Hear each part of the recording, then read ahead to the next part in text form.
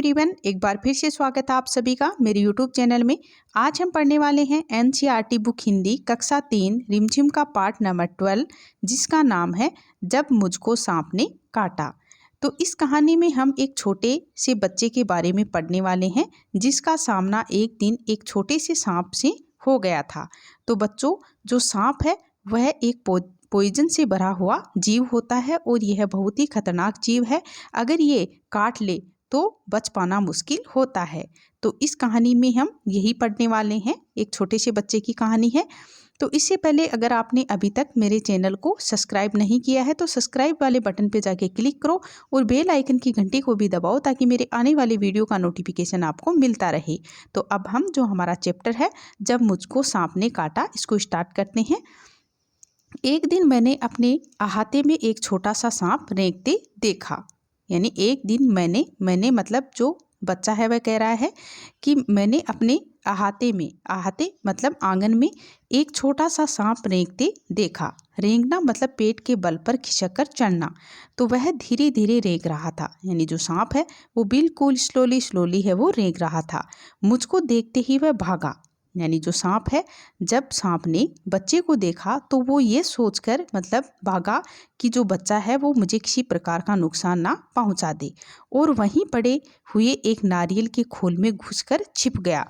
यानी जो सांप है वो वहाँ एक नारियल का खोल है वो पड़ा हुआ था, तो उसमें घुस करके वह छिप गया था। वहीं पे मैंने पत्थर का टुकड़ा उठाया और उससे नारियल के खोल का मुँह है, जो खोल का मुंह था, उसको बंद कर दिया। यानी जो बच्चा है उसने एक छोटा सा पत्थर का टुकड़ा उठाया और उस पत्थर से जो नारियल का खोल है उसका जो मुंह है उसको बंद कर दिया, और उसे लेकर मैं नानी के पास दौड़ गया। यानी जो बच्चा है उस नारियल को लेकर के अपनी नानी के पास दौड़ गया, यानी चला गया। ने कहा, यानी बच्चे ने कहा, नानी देखो मैंने सांप पकड़ा है। यानी बच्चे ने कहा कि नानी देखो मैंने सांप को पकड़ लिया है। नानी चीख उठी, सांप। यानी नानी ने जब सांप का नाम सुना तो वह जोर से चीख उठी, मतलब वह जोर से चिल्लाई कि सांप। वह इतना घबरा गई कि लगी जोर जोर से चीखने पुकारने। यानी जो नानी है वो इतना घबरा गई थी कि वह जोर जोर से चीखने पुकारने लगी। नाना ने सुना तो अंदर दौड़े आई। यानी जब नानी की चीख पुकार नाना ने सुनी तो वे अंदर है वो दौड़े आई। जब उन्हें पता चला कि नारियल के खोल के अंदर सांप है, यानी जब नाना जी को पता चला कि जो नारियल का खोल है जो मैंने हाथ में ले रखा है उसके अंदर सांप है, तो उन्होंने मेरे हाथ से उसे छीनकर दूर फेंक दिया। छीनना मतलब जोर जबरदस्ती से कुछ ले लेना। यानी जो मेरे हाथ में जो नारियल था उसको मेरे से छीनकर है वो दूर फेंक दिया। नैना सांप बाहर निकल आया। नैना मतलब छोटा सांप है वो बाहर निकल आया और रेंगता हुआ पास की झाड़ी में गायब हो गया। यानी जो छोटा सांप था वह फिर से मतलब रेंगता हुआ वहाँ पे, मतलब वे छोटी छोटी झाड़ियाँ थी तो वह वहीं पे गायब हो गया था। नाना ने मुझसे कहा, यानी नाना ने मुझसे कहा कि खबरदार। खबरदार यानी सावधान। यानी बच्चे को सावधान करते हुए नाना ने कहा कि फिर कभी सांप के पास मत जाना। यानी तुम है वो फिर कभी सांप के पास मत जाना, सांप बहुत ही खतरनाक होता है। यानी नाना जी ने उस बच्चे को समझाया कि तुम है वो अब आगे से कभी भी सांप के पास मत जाना, क्योंकि जो सांप है वो बहुत ही खतरनाक होता है और बहुत ज़्यादा जहरीला भी होता है।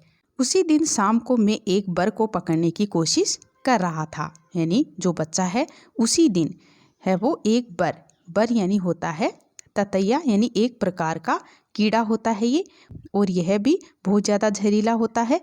तो उसी दिन शाम को एक बर को यानी एक ततैये को पकड़ने की कोशिश कर रहा था कि उसने काट खाया। यानी जो कीड़ा है, जो ततैया है, उसने उस बच्चे को काट लिया। तो बड़ी जोर से दर्द उठा। जब मैं दर्द से कहराया तो नानी ने सोचा कि मुझे सांप ने काट लिया है। मैंने दौड़कर नानी को अंगुली दिखाई। उन्होंने जल्दी से नाना को पुकारा। यानी जब मैंने अपनी अंगुली नानी को दिखाई तो नानी ने नाना को पुकारा मतलब उसे बुलाया। नाना तुरंत दौड़े आए और मेरी अंगुली को देखा। जहाँ बर ने काटा था वहाँ नीला निशान पड़ गया था। वह चट चट यानी जल्दी मुझे गोदी में उठाकर बाहर भागे। यानी नाना जी ने जब मेरी अंगुली देखी तो मेरी अंगुली पर है वो मतलब जहाँ से बड़ ने काटा था वहाँ नीला निशान पड़ गया था। तो नाना जी ने चट से यानी जल्दी से मुझे गोद में उठाकर बाहर भागे। बाग और धान के खेतों को पार करके भागते भागते वह अपने घर से दूर एक छोटी सी झोपड़ी के सामने जाकर रुके। यानी जो नाना जी हैं वो बाग और धान के खेतों को पार करते हुए मतलब ऐसे भागते भागते अपने घर से दूर एक छोटी सी झोपड़ी थी उसके सामने जाकर वे रुके।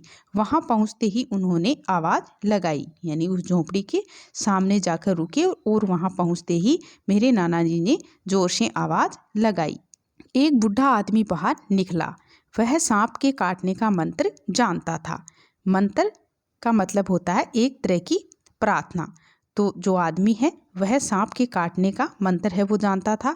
तो नाना ने उससे कहा कि इस बच्चे को सांप ने काट लिया है, इसकी झाड़ फूंक कर दो। झाड़ फूंक मतलब मंत्रों के द्वारा किसी का रोग दूर करने की क्रिया या भाव, उसको कहते हैं झाड़ फूंक। तो जो नाना जी हैं उसने कहा कि इस बच्चे को सांप ने काट लिया है तो आप इसका है वो झाड़ फूंक कर दो। तो जो बूढ़ा आदमी था यानी बूढ़ा मुझे झोंपड़ी में ले गया। उसने मेरी अंगुली देखी और बोला कि चुपचाप बैठो, हिलना डुलना मत, यानी आप इधर उधर हिलना डुलना मत, बिल्कुल चुपचाप बैठ जाओ। फिर पीतल के बर्तन में पानी लाया और मेरे सामने बैठकर मंत्र पढ़ने लगा। यानी जो बूढ़ा आदमी है वह पीतल के बर्तन में पानी लाया और मेरे सामने बैठकर है वो मंत्र पढ़ने लगा।